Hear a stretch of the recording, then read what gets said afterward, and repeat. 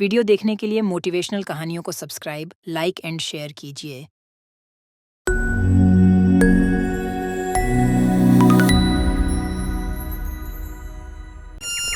एक बार की बात है, कई सालों पहले नगर खजूरा नाम का एक गांव हुआ करता था।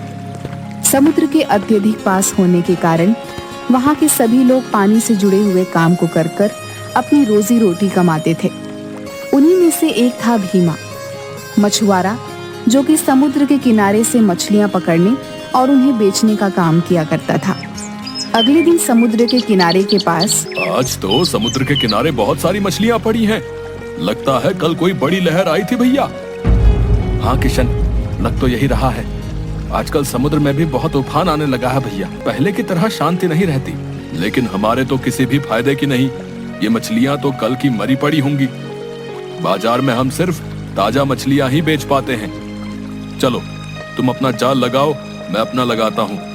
आज का काम शुरू करते हैं। भीमा और किशन दोनों बचपन से ही एक साथ रहते थे। वह दोनों एक दूसरे के बड़े अच्छे पड़ोसी और दोस्त भी थे।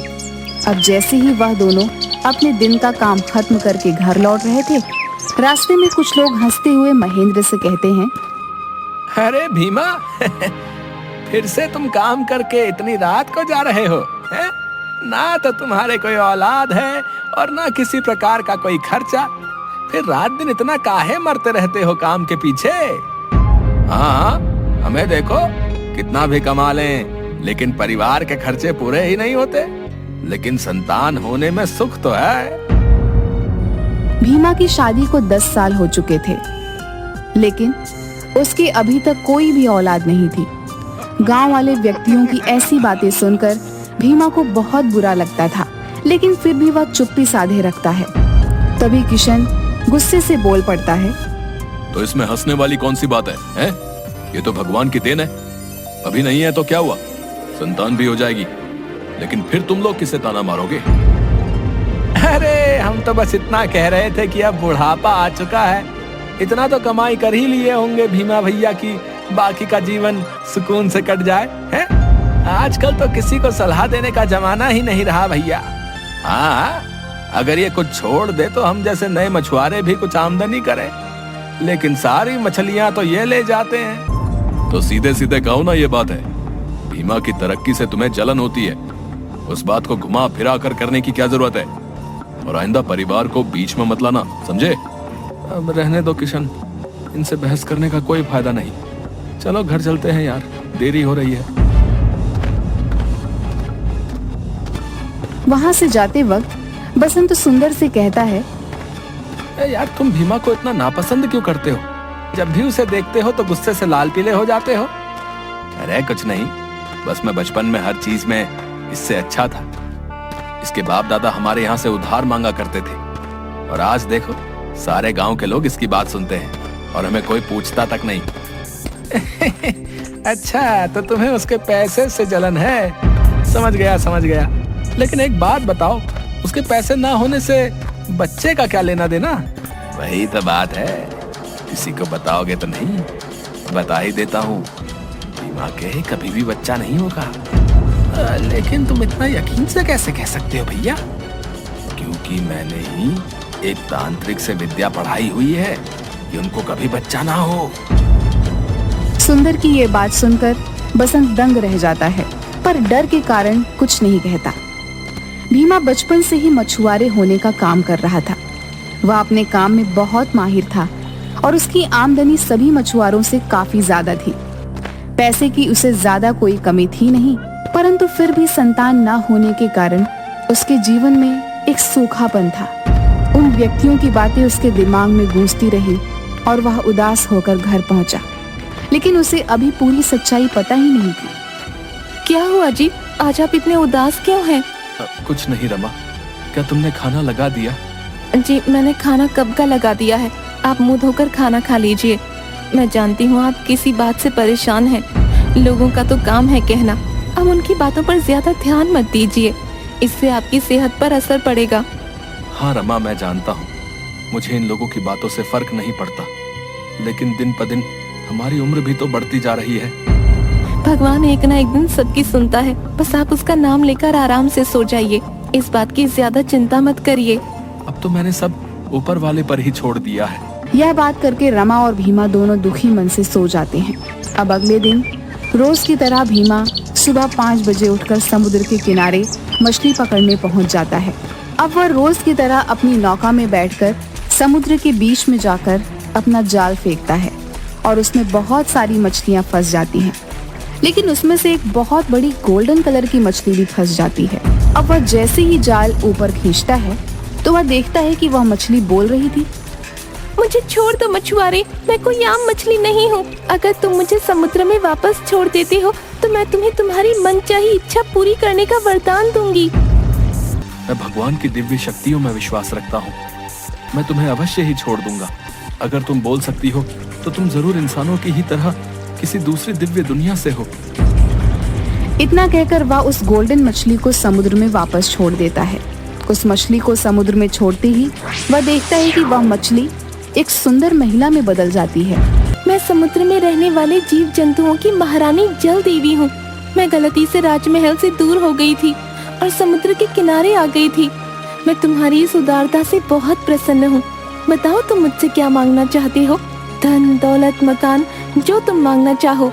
सबसे पहले तो मैं समुद्र की रानी को प्रणाम करता हूँ। वैसे तो मुझे आपसे धन या दौलत जैसा कुछ नहीं चाहिए, परंतु मेरी कोई संतान नहीं है। अगर आप मुझे संतान प्राप्ति का आशीर्वाद देते तो मैं उसे जीवन दान की तरह समझूंगा। तथास्तु भवः, जैसा तुम चाहो वत्स। तभी भीमा के हाथ में एक फल आ जाता है। ये फल जाकर अपनी पत्नी को दे देना। वो इसे आज से 5 दिन बाद पूर्णिमा की रात को खा लेगी। उसके बाद से सब ठीक हो जाएगा। ये है मेरा आशीर्वाद। ध्यान रहे तुम मेरे बारे में और इस फल के बारे में किसी को कभी नहीं बता सकते। जी महारानी, मैं ध्यान रखूंगा। मैं अपनी पूरी कोशिश करूंगा कि मैं आपका सच गलती से भी किसी के सामने ना बोलूं।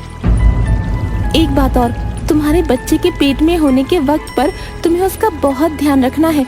कोई है जो उसे नुकसान पहुंचाना चाहेगा। अब भीमा को इतना जरूर पता था कि रानी की बात में कुछ छुपा हुआ संदेश है और वह फल जरूर कोई जादुई फल है जिसमें जल की रानी का आशीर्वाद छुपा हुआ है। अब वह खुशी के मारे जल्दी जल्दी कदम बढ़ाकर अपने घर चला जाता है और जाते हुए रास्ते में सोचता है, ये जरूर भगवान का ही कोई संकेत है। रमा, देखो तो मैं तुम्हारे लिए क्या लेकर आया हूँ। क्या हुआ? क्यों इतना चिल्ला रहे हो? देखो मुझे आज क्या मिला। मैं रास्ते से जब घर आ रहा था तो एक बूढ़े बाबा ने आशीर्वाद में मुझे एक फल दिया और बोला कि इसे तुम्हें दे दूं। अच्छा इधर लाओ, मुझे दे दो। पर इसमें इतना खुश होने की बात क्या है? रमा बिना सारी सच्चाई जाने वह फल आराम से खा लेती है। 2 महीने बाद रमा को अचानक से चक्कर और उल्टी जैसा महसूस होने लगा। पहले तो वो इसे आम बात समझकर टाल देती है, लेकिन जब 2-3 दिनों तक लगातार ये सब होता रहता है तब वह भीमा को जाकर बताती है। अजी सुनते हो, मेरी तबीयत 2-3 दिन से बहुत खराब है। रमा, तुमने मुझे पहले क्यों नहीं बताया? हमें तुरंत ही डॉक्टर के पास चलना चाहिए। अब वे दोनों डॉक्टर के पास जाते हैं। कुछ ही देर बाद डॉक्टर आते हैं और बोलते हैं, भीमा जी, आपकी पत्नी बिल्कुल ठीक है।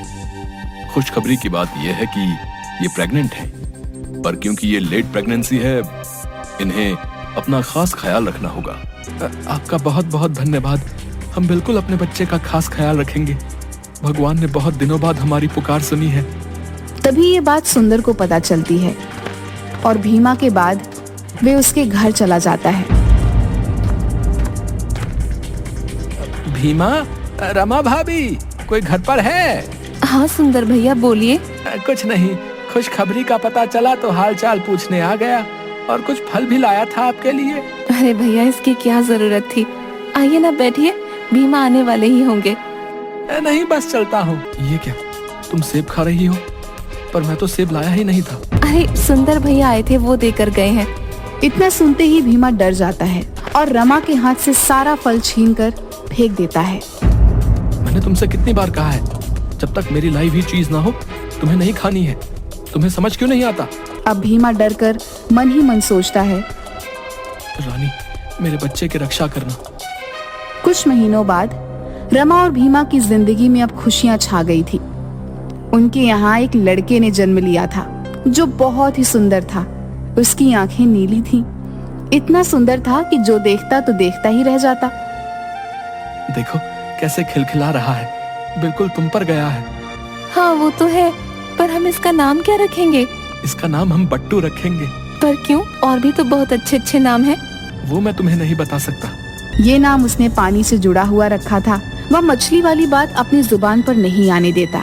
उसने यह बात सालों से छुपा कर रखी थी। अजी सुनते हो, लड़का हुआ है, कम से कम मोहल्ले में मिठाई तो बांटनी ही चाहिए। हाँ हाँ, मिठाई तो जरूर बांटेंगे, हमारे घर खुशियाँ जो आई हैं। अब जैसे ही ये बात गांव में फैलती है और सुंदर को पता चलती है। ये मिठाई किस खुशी में बांट रहे हो भाई? अरे भीमा को लड़का हुआ है, तुम्हें नहीं पता? लेकिन ऐसा कैसे हो सकता है? मैंने तो उसके पेट पड़ते ही भीमा की पत्नी को दवाई दे दी थी। लेकिन उसे ये नहीं पता कि बट्टू कोई मामूली बच्चा नहीं है। 4 साल बाद देखते ही देखते बट्टू बड़ा हो चुका था। उसकी नीली हुई चमकती आंख और उसका मुस्कुराता हुआ चेहरा पहले जैसा ही था, मानो साक्षात देव जन्मा हो। बट्टू जरा इधर आना तो। पापा किधर है? मुझे उनके पास जाना है। पापा बाहर काम पर गए हैं बेटा, तुम उनके पास नहीं जा सकते। यह आज इतना क्यों रो रहा है? ये तो कभी इतना नहीं रोता। वो जैसे ही उसे घर के बाहर अपने पिता से मिलवाने ले जाती है। क्या हुआ है बट्टू, इतनी तेजी से क्यों भाग रहे हो? पापा तूफान आ रहा है, घर चलो, सब चलो। पर जब भीमा देखता है तो मौसम एकदम साफ था, लेकिन वह समझ जाता है कि बट्टू जल परी के आशीर्वाद से जन्मा है, इसलिए वे पता लगा सकता है कि आगे तूफान आएगा या नहीं। सभी लोग किनारे से हट जाओ, मैं फिर से कह रहा हूँ कि बहुत तेज तूफान आ रहा है। सभी लोग वहाँ से जल्दी हट जाएं। अरे ये तो हमारा बेवकूफ बना रहा है, हैं? मौसम तो बिल्कुल साफ नजर आ रहा है, देखो। अरे मैं समझ गया इसकी चाल।